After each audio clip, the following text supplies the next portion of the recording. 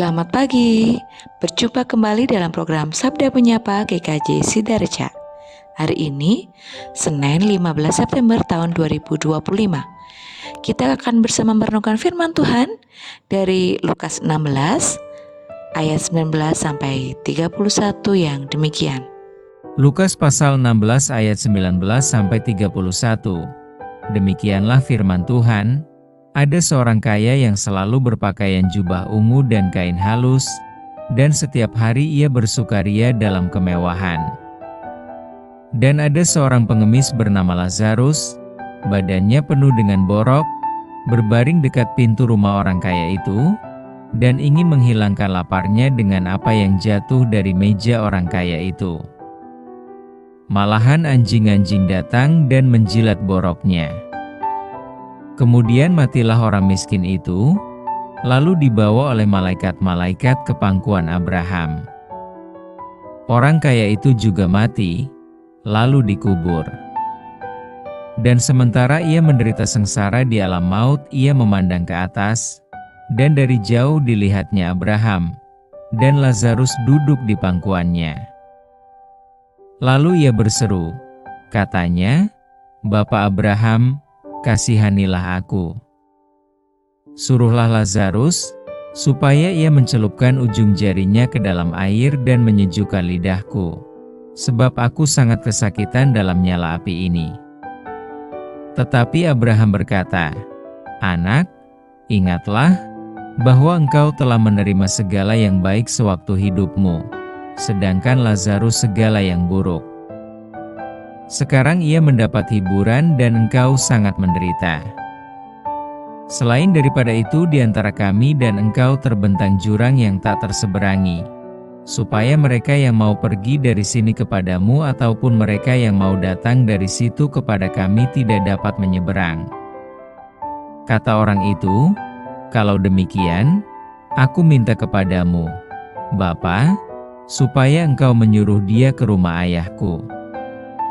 Sebab masih ada 5 orang saudaraku, supaya ia memperingati mereka dengan sungguh-sungguh, agar mereka jangan masuk kelak ke dalam tempat penderitaan ini." Tetapi kata Abraham, "Ada pada mereka kesaksian Musa dan para nabi, baiklah mereka mendengarkan kesaksian itu." Jawab orang itu, "Tidak, Bapa Abraham. Tetapi jika ada seorang yang datang dari antara orang mati kepada mereka, mereka akan bertobat." Kata Abraham kepadanya, "Jika mereka tidak mendengarkan kesaksian Musa dan para nabi, mereka tidak juga akan mau diyakinkan, sekalipun oleh seorang yang bangkit dari antara orang mati." Dengan tema, sebelum semuanya terlambat. Kenikmatan dunia seringkali membuat manusia lupa bahwa yang ia miliki sifatnya sementara, dan bahwa itu tidak hanya digunakan untuk kesenangan diri sendiri, tapi juga untuk hal yang bernilai kekal. Namun manusia acap kali baru sadar bahwa hidup ini tidak hanya memikirkan diri sendiri, tapi juga orang lain dan hal yang berdampak kekal setelah semuanya terlambat. Memang penyesalan manusia selalu datang terlambat.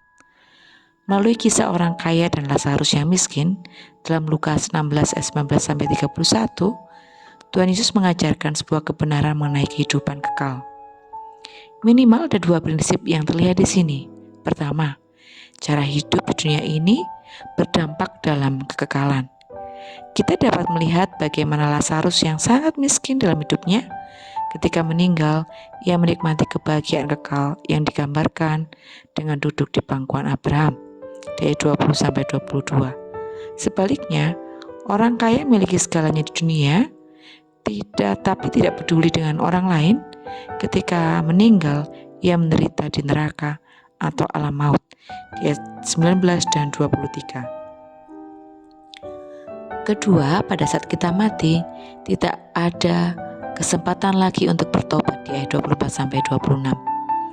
Selagi kita masih hidup di dunia ini, adalah kesempatan bagi kita untuk bertobat, berbuat baik, melakukan hal yang bernilai kekal, dan percaya kepada Yesus.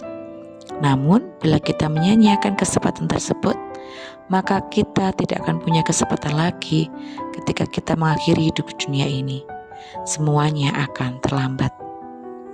Menariknya adalah ketika orang kaya tersebut sadar bahwa semua sudah terlambat baginya, ia meminta Abraham untuk menyuruh Lazarus memberitahukan kepada kelima saudaranya yang masih hidup untuk bertobat dan percaya Tuhan.